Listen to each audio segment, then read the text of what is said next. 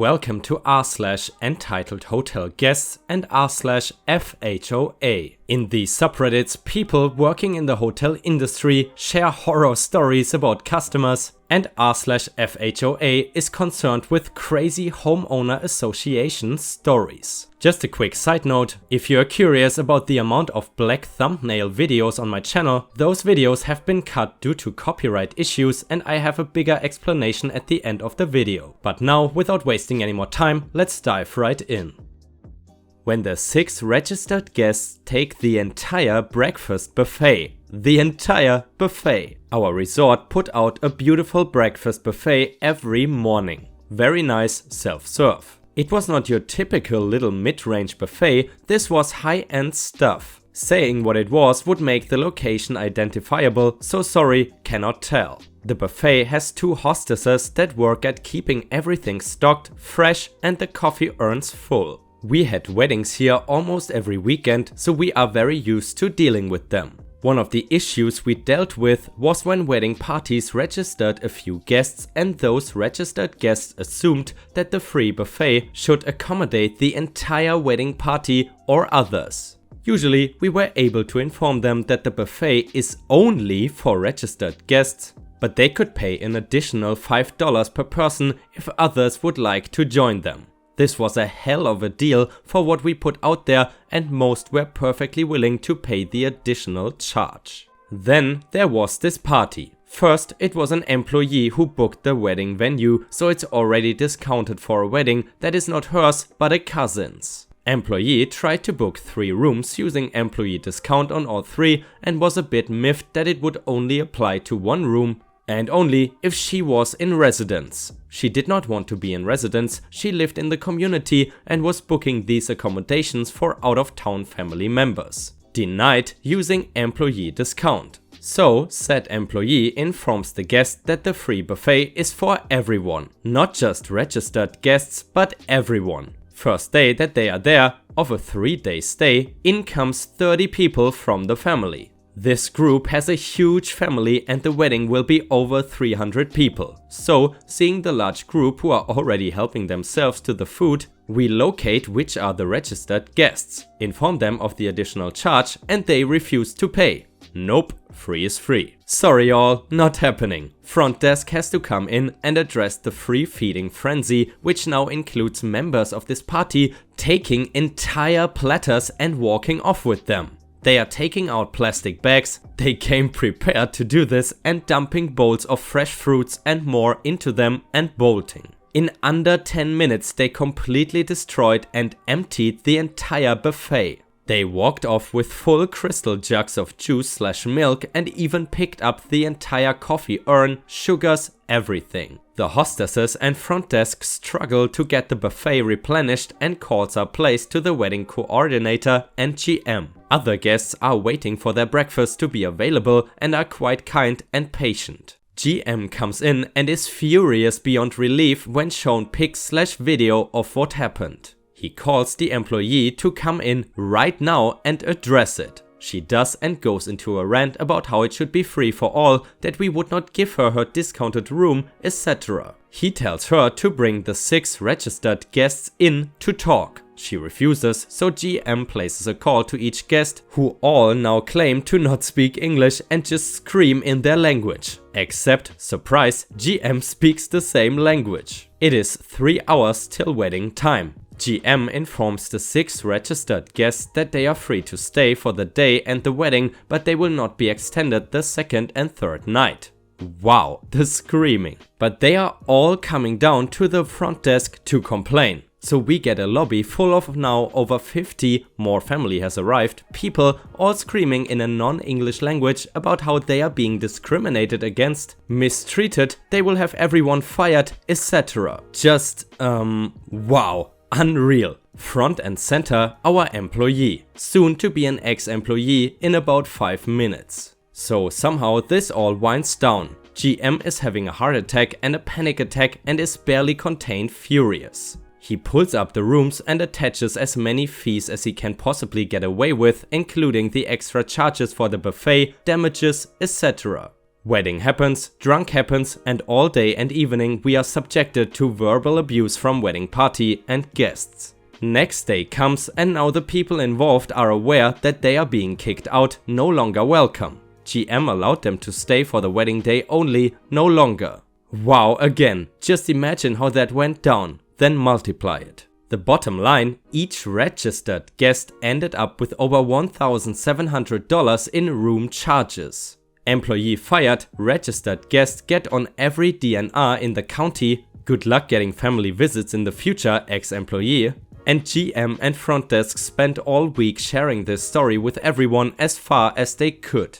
But before the said guests departed, eventually they left a parting gift. One last trip through the buffet. Wiped it out completely. We ended up giving gift vouchers to all guests who showed up for breakfast to other restaurants in the area. Staff was dispatched to several stores, some 60 miles away, to restock for the Sunday breakfast, which would have a full house minus wedding party. Crazy, crazy, crazy. Of course, they all fought the additional charges, but the videos of the condition they left the rooms with alcohol and, oh boy, smoking in non-smoking rooms and the food smeared everywhere really helped out. Thank God for video, which also captured the first and second attacks on the buffet. There were also the multiple people who were not registered who apparently stayed in the rooms by what was left behind and observed. What a mess! Rooms were out of service for 2 days. So first of all, if anyone knows what DNR means, which I suppose is a blacklist or something for hotel guests, please let us know in the comments.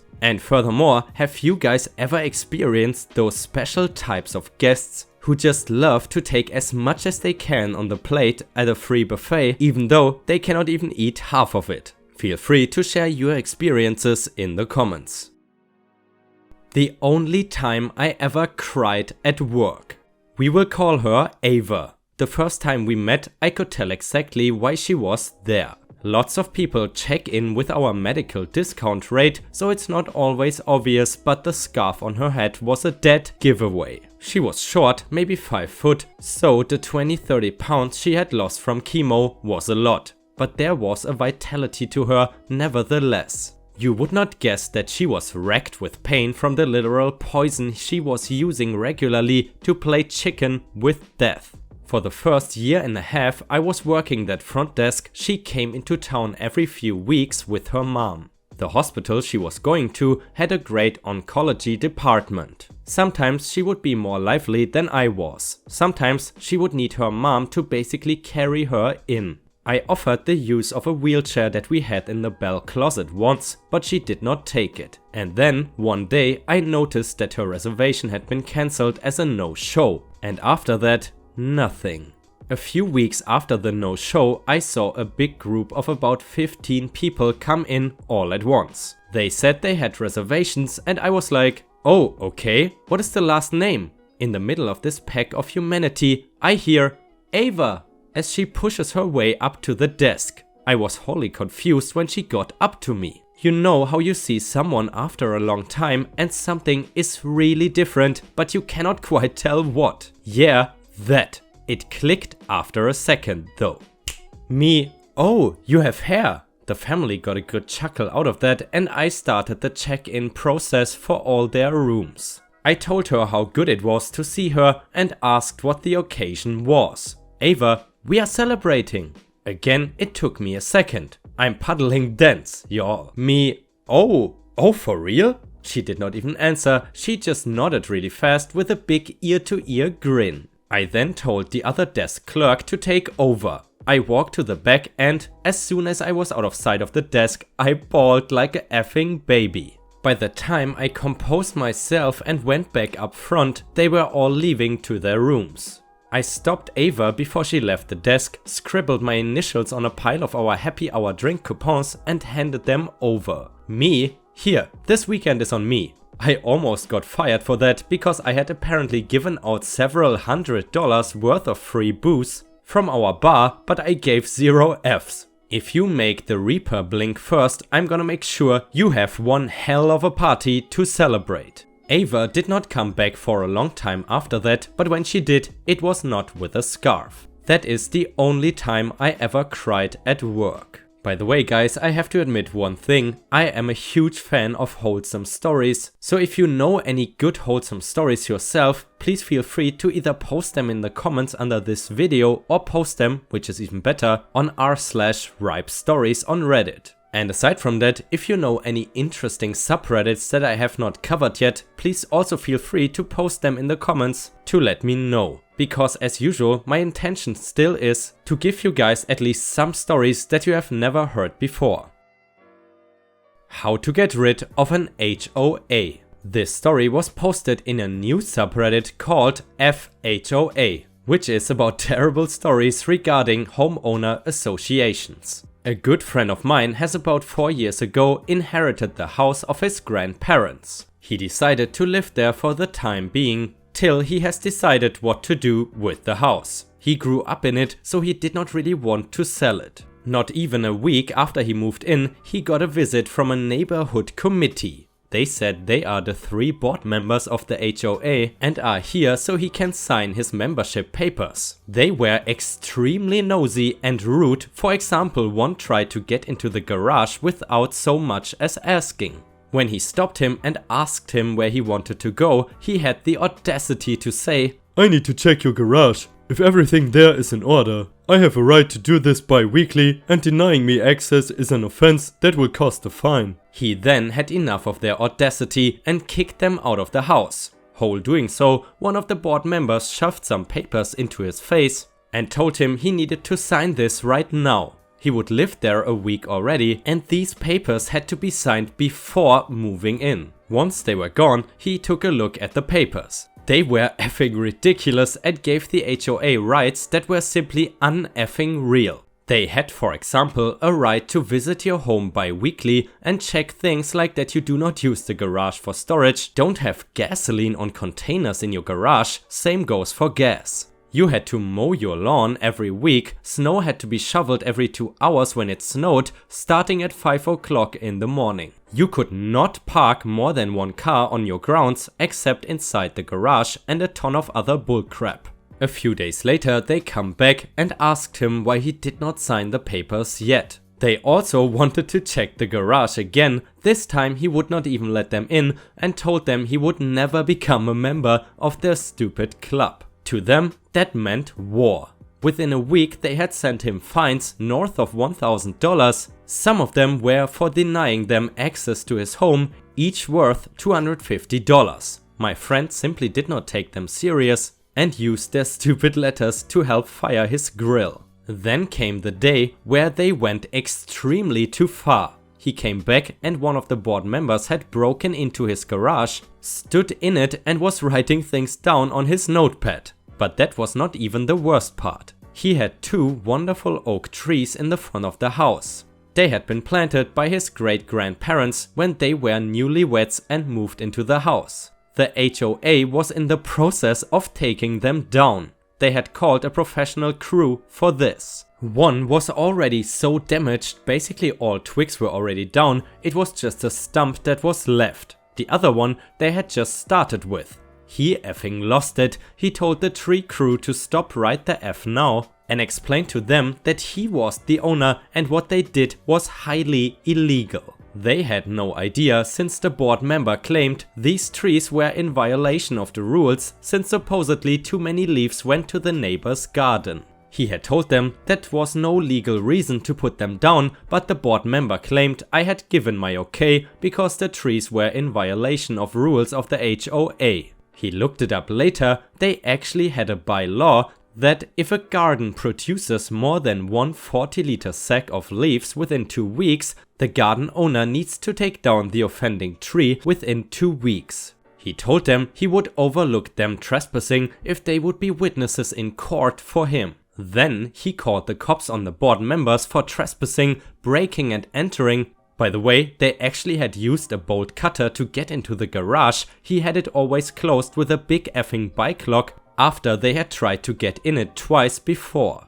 The trial must have been glorious. Not only did they have to repay him for the lock and the tree, which was worth a crap ton of money, north of 50k if I remember right, plus damages for the second tree. He had a professional tree person look after it, so all the damage healed properly, which alone cost nearly 1k. By the way, I love that expression, professional tree person. Anyway, but these idiots actually thought the trial would have been unfair and tried to fight it, which probably cost them an additional 10 to 15k in lawyers and court costs. All in all, this trial must have cost them over $120,000. Then he went to civil court and sued them for emotional damage. He told them how much these trees meant to him since his great-grandparents had planted them with seeds from the home country. He really laid it on as thick as he could. Plus he felt threatened by the HOA and can hardly sleep because he always fears they try to get into his house.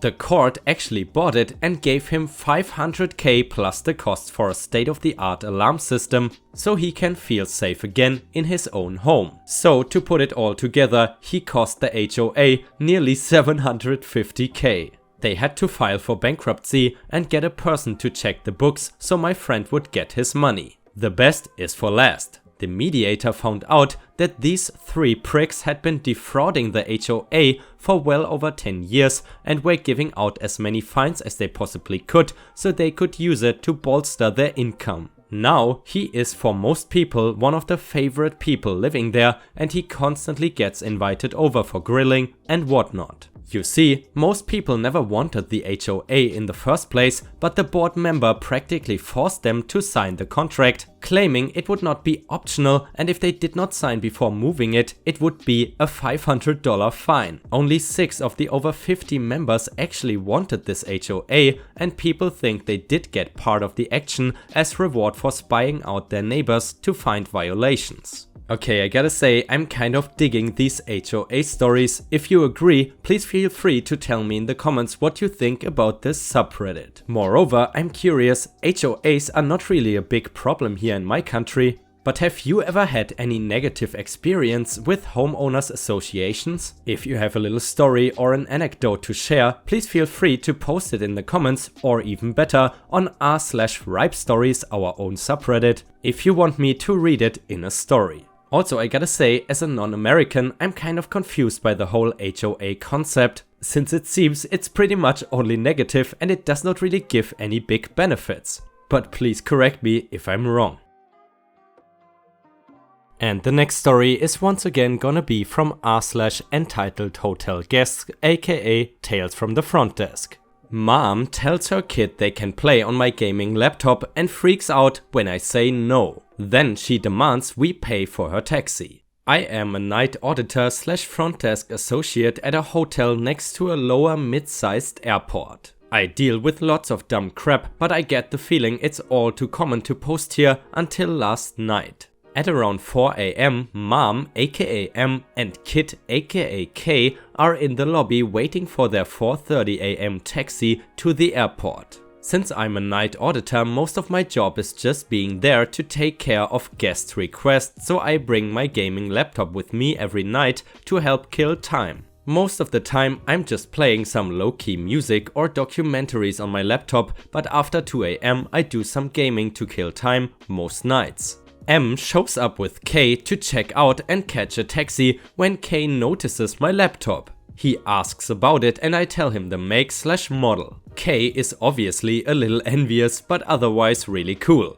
M and K sit in the lobby when suddenly K is interested in our lobby computer. After getting bored of it in 2 minutes, he whispers to Mom and she whispers back. Suddenly, K ducks behind the counter and starts trying to play on my laptop.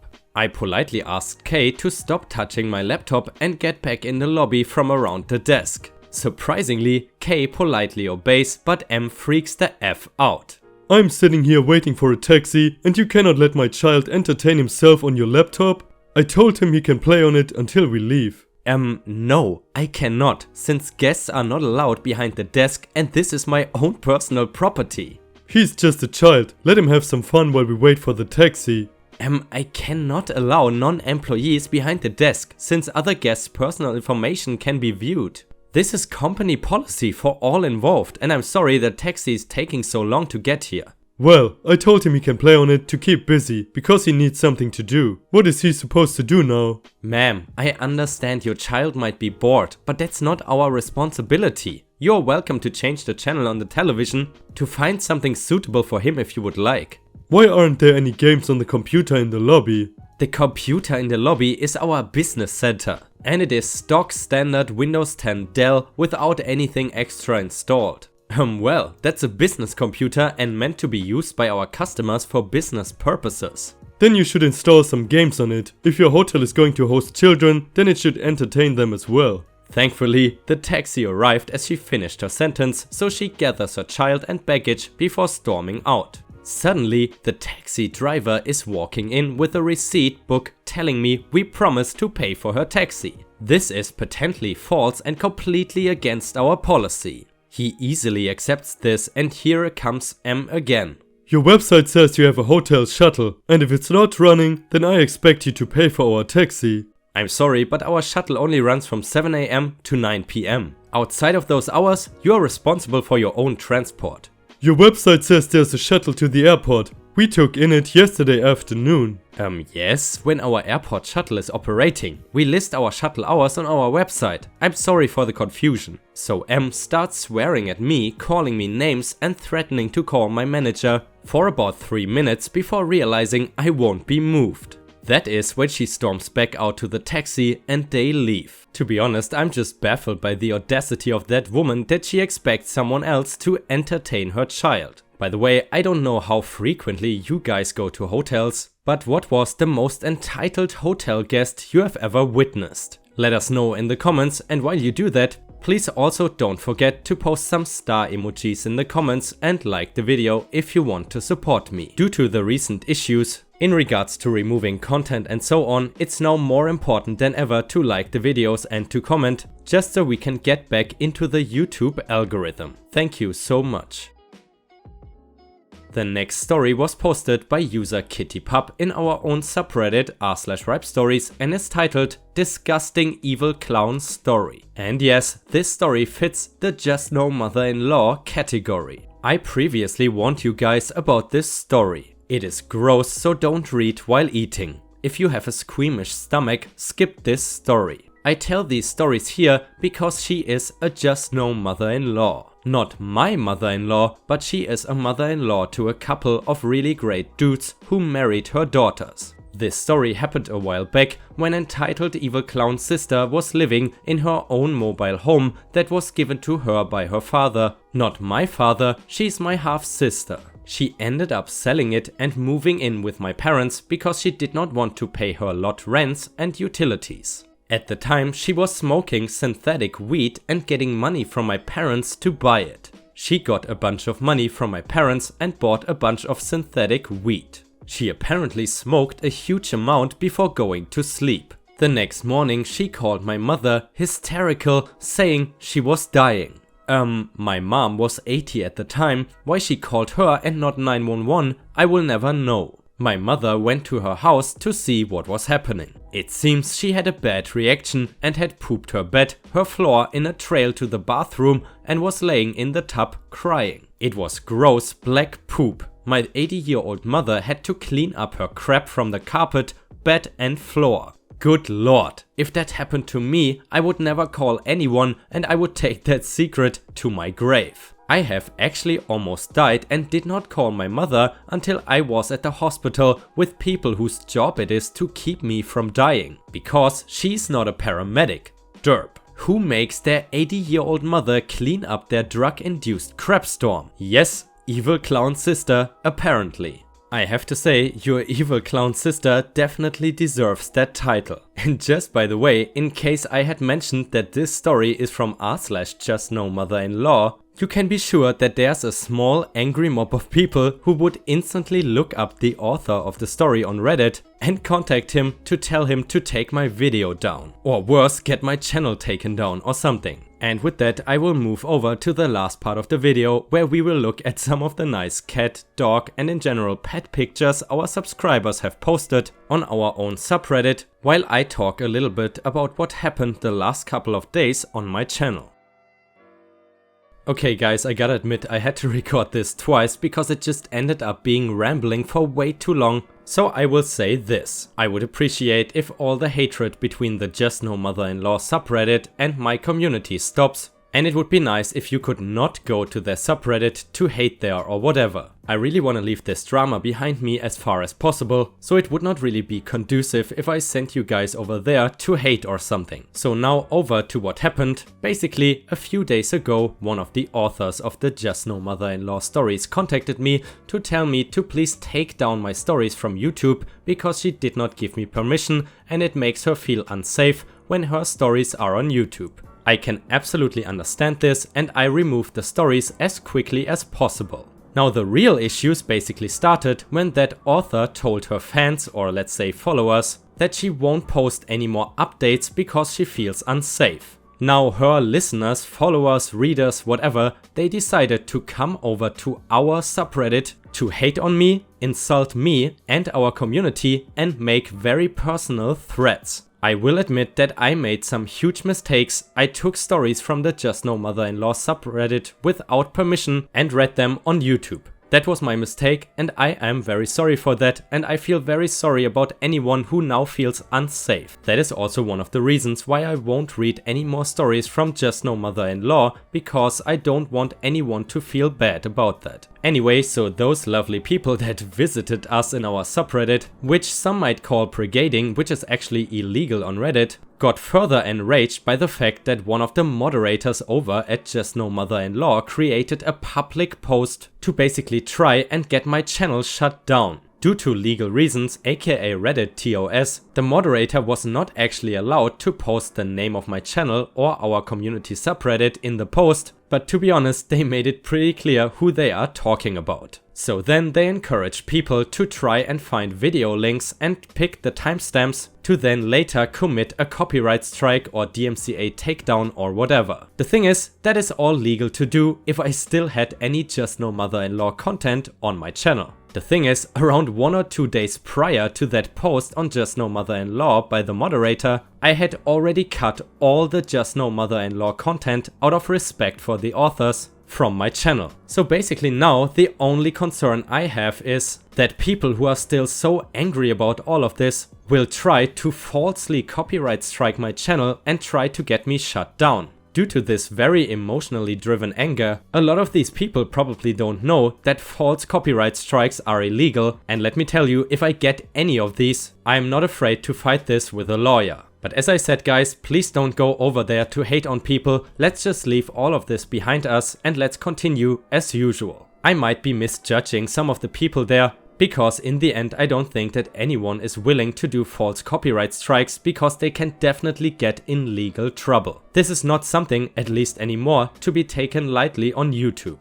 So for now, as you can hear, I'm still sick, but I will try to continue the daily uploads. And I have to say really a huge thank you to everyone who has been supporting me, especially in the last couple of days, because I have to admit it was not easy. And anyway, due to all this rambling, I'm so sorry by the way, I forgot if I already mentioned this or not. Anyway, the stories with the black thumbnail, I would advise you to please not click on them, because effectively if you watch them, they hurt my channel. There are around 50 to 60 videos now on my channel, which were former mother-in-law videos, which have now been cut. The problem is, if you watch these videos, which are sometimes 40 seconds long, sometimes 3 minutes long, they basically hurt my YouTube stats, so I would really appreciate it if you don't click on these black thumbnail videos. If you have any further questions, please post them in the comments and I will try to answer as quickly as I can. Thank you once again for all your support, and please also let me know if you enjoy the new subreddit called r/FHOA.